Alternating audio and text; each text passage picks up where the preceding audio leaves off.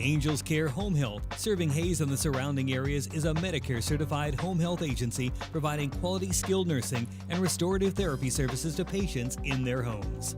I would recommend Angel Care to anybody. They have really helped me regain my strength. Angels Care is there to help 24 hours a day, and all services are covered 100% by Medicare for patients who are eligible. Angels Care Home Health. We serve patients. I couldn't have survived this without Angels Care. Eagle Community Television presents Community Connection with your host, Mike Cooper. Hello and welcome again to Community Connection from Eagle Community Television. Thanks for watching, and thanks as always to our producer, Jeff DeRall. We're at Palmer Hall, the recital hall in Malloy Hall on the campus of Fort Hays State University, talking about the music and theater programs at Fort Hays State with the Director of Choral Works at Fort Hays State, Dr. Terry Crull, who has already put forth a remarkable series of concerts and more to come, and that's what we want to talk with Terry about today. Give us some highlights for the coming season, would you, Dr. Crull? Well, the Cubs are in the playoffs. I knew that had to come somewhere. I was trying to As we sit here today, that. we're hoping that Chicago will bring them luck because they blew the first two games against the Mets, and we want the Mets because in '69, the Mets took it away from the Cubs. It kind of defines the Cub fan experience, the 1969 Cubs. It is the never say die. Never say die. You There's know, I was always so disgusted, but now today is the next game, and I'm ready to go. So. Pot of gold at the end of the rainbow. That's right. The rainbow just keeps eluding us. Hope springs eternal. Yes, whatever. within human breast. All yes. right. Can we talk about music Let's a little bit? talk about music. Well, we just finished our fall concert last Friday evening, and my choirs did all Bach, which was a tremendous experience for me. To teach the great master to my students, to have them sing the music of one of the greatest and most influential composers, was just a treat. I'll give you a little insight. 2 rehearsals before the concert, I just kind of off the cuff, the top of my head said, "I'm so sick of Bach," and the kids just roared. But after the performance, I think they felt very satisfied, as you knew. And that's what the great masters do. It becomes tedious to a point where I can't wait to perform this just to get rid of it. But then when you perform it, it's such an uplifting experience, and the audience reaction was phenomenal. So it was a good move to do an all Bach choral concert. But that's part of it, isn't it? It is. Dr. Crull, is your role as instructor and teacher and professor is to expose the kids to these kinds of things in their learning situation. Very strong educational opportunity for me to enlighten them to one of the great masters, if not the greatest master in choral composition anyway. To do Bach, yeah, it was just a treat. What's coming up? Coming up is an exciting event on November 1st. Will this air before then? I hope.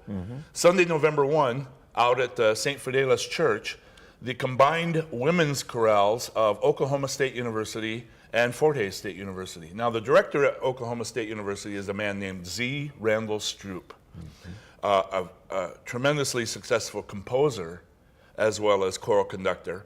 And he's been 3 or 4 years at Oklahoma State University. My Fort Hays singers stopped there and heard his performance of Messiah, and we met with his choirs and socialized a little bit.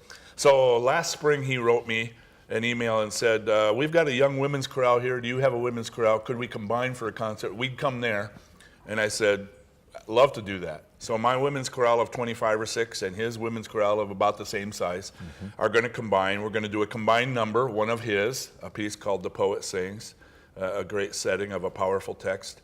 And then we're each going to do half the concert. And I said, as long as you're coming up, we should try and get St. Fidelis Basilica, where we do our cathedral concert. And it was open on their calendar, and they said yes. So that'll be a fun experience. It's Sunday, November 1 at 3:30 out at St. Fidelis. Some of the literature said the Smoky Hill Chorale, but it's not. That's the adult community choir here. It's the women's chorale of Fort Hays State University, combined with Oklahoma State University Women's Chorale. Tickets? Advance? We're not going to sell tickets. Because the venue is St. Fidelis Basilica, we want people just to come enjoy a Free of charge. Great afternoon Wow. Of choral music. If they want to give a donation, we'll take it. So that's the next event. on my calendar. And of course, now that the fall concert is done, we're going to start digging into the cathedral concert, which is December 6th, also a Sunday, also at 3:30, and also out at St. Fidelis. Our cathedral concert is an annual event. We cut it back from 2 performances to 1, mostly because it was a long day for the kids, and it's the week before final exams. So, you know, the kids are desirous of getting to their books and studying, and we know this. There's your experience as a professor pulling through. Yeah, my degree was in BS. And so there, some of it comes through. But the kids are working on their BS degrees, so they say they need to study. Yeah. No, but... What do you have planned for us? Well, you know, this is a unique year. Usually I have a theme for the cathedral concert. Last year it was the 7 carols and lessons. And then I picked music to fill in the gaps in that theme. This year I have all the music picked, but I don't have a theme. I'm waiting for it to kind of, the light bulb to go on over my head and say, how are you going to connect this? So I picked pieces. You asked earlier before we started, does the venue determine what music I picked? Definitely so. I picked music that will sound, I think, phenomenal in the great acoustic of the Cathedral of the Plains, as we still call it, the Basilica now, at St. Fidelis. A beautiful place to sing. And so if a theme appears, I hope so, because then I can put a title on this concert. Otherwise, it'll just be the Cathedral concert. But not all of it is Christmas music. Some of it is a piece called Come Thou Fount of Every Blessing, a hymn setting that the choirs just love to sing and will sound glorious with 8 parts in the cathedral, combining the Smoky Hill Chorale and my concert choir. So that'll be a fun event for both groups to combine together and to perform that piece. And others like that. We're doing a piece called Song of Triumph, which is from an Old Testament scripture, not necessarily a Christmas theme, but somehow that will magically, or by divine intervention, come together under a theme that we'll call the concert When It Appears to Me. It hasn't yet. So it's unusual this year that I have all the music picked, but the theme of the concert will kind of tie it all together. I'm very excited to have the women's chorale be a part of the cathedral concert this year, strong singing group, and we're going to use a number of the pieces that we'll have sung on November 1st as well, and a few other additional ones. And super excited to have a recent alum, Alexandra Romy, who now teaches at Larned High School, and their concert choir is going to come and be our guest choir. In addition, as always, Johnny Matlock's Hayes High Chamber Singers will be there, along with the Smoky Hill Chorale, our adult community group, and of course my 2 regular choirs, the concert choir and the Fort Hayes Singers, which kind of anchor the program every year. The brass choir, I think, will be a part of it this year. Other elements of instrumental and vocal solo music will line up as November approaches, so that's not all set in cement yet, or as in reference to the cathedral, I should say set in limestone. Yeah. 3. So that'll wrap up my fall semester. 3:30 on Sunday, December 6th. December 6th. Free to the public, and come early. 5. Oh yeah, absolutely. Come early. Beach Schmidt, Felton Start, Palmer Hall, Presbyterian Church, and St. Fidelis. Different venues for different programs. In the spring, we'll have a Presbyterian Church here in Hayes, which has lovely acoustics, and the Smoky Hill Chorale will be there on April 12th, March 12th. We've had. I look at my calendar. Yes, April 12th, Smoky Hill Chorale. Okay. So that's a ways off. And then our fall concert was just last week in mid-semester. In the spring, we also do a mid-semester called the Spring Choral Concert, go figure. And that'll be in early March, the 9th. Prior to that, my concert choir will have sung at the State Music Convention in Wichita for the 7th time.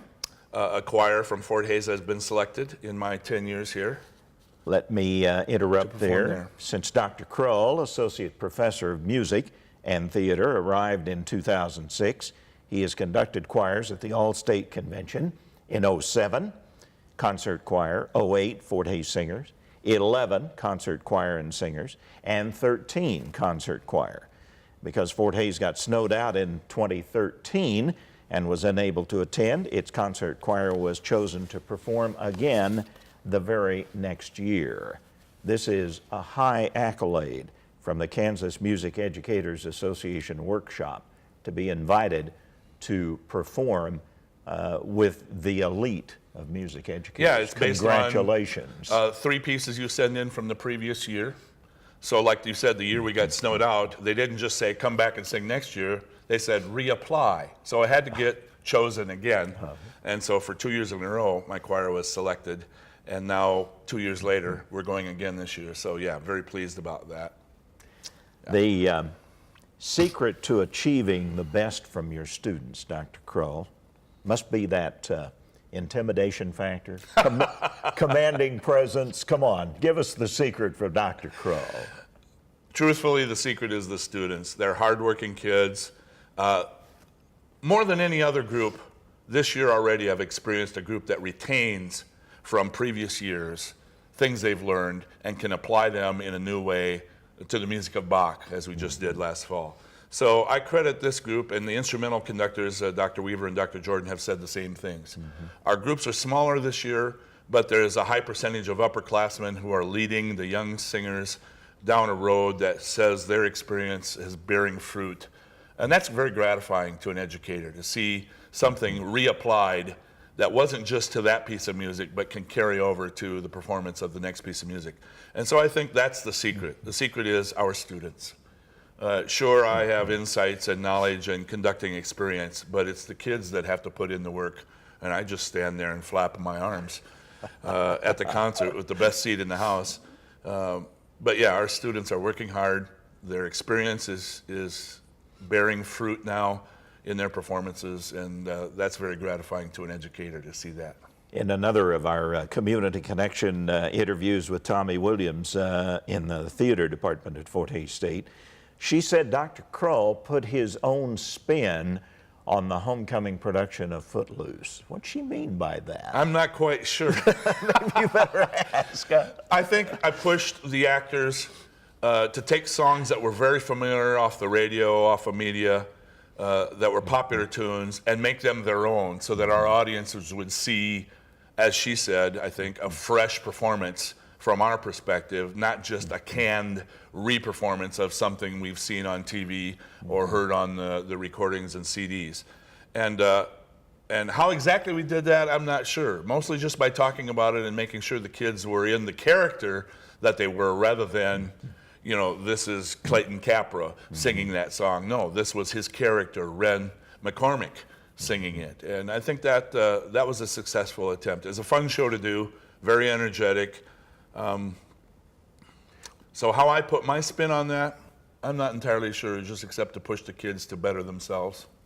What about, as I'm listening at St. Fidelis Basilica to the Christmas concerts each year, in that live performance area, how is that different from what I'm receiving from, say, listening to a Norman Luboff choir LP? Well, I've been a part of some of us remember recordings that make albums. That shows how old we are, or CDs. And you know, when you do a recording session, if something is just slightly amiss, you say, we have to do that again until it's perfect. Well, a live performance is you at your best on any given moment. So perfection is hard to achieve, but it's you, warts and all. And so I love recordings that are from live performances, because you can't go back and fix anything.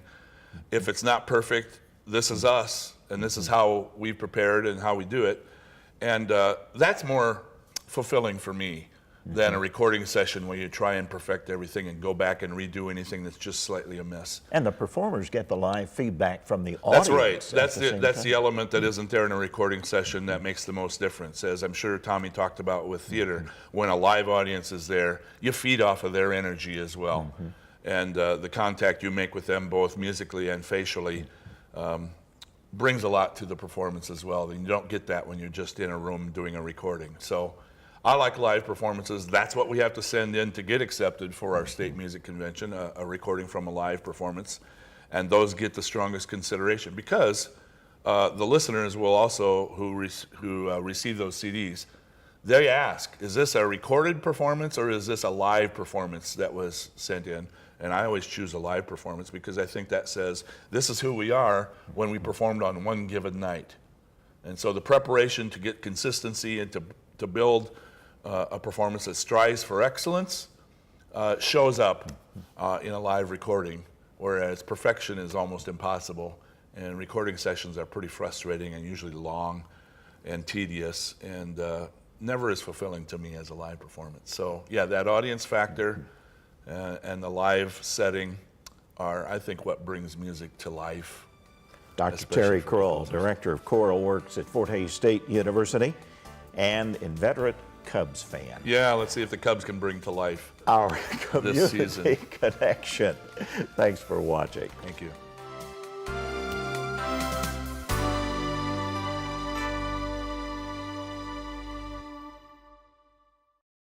Angels Care Home Health, serving Hays and the surrounding areas, is a Medicare-certified home health agency providing quality skilled nursing and restorative therapy services to patients in their homes. There's not any words to describe their kindness. Angels Care is there to help 24 hours a day, and all services are covered 100% by Medicare for patients who are eligible. Angels Care Home Health. We serve patients. They saved my life.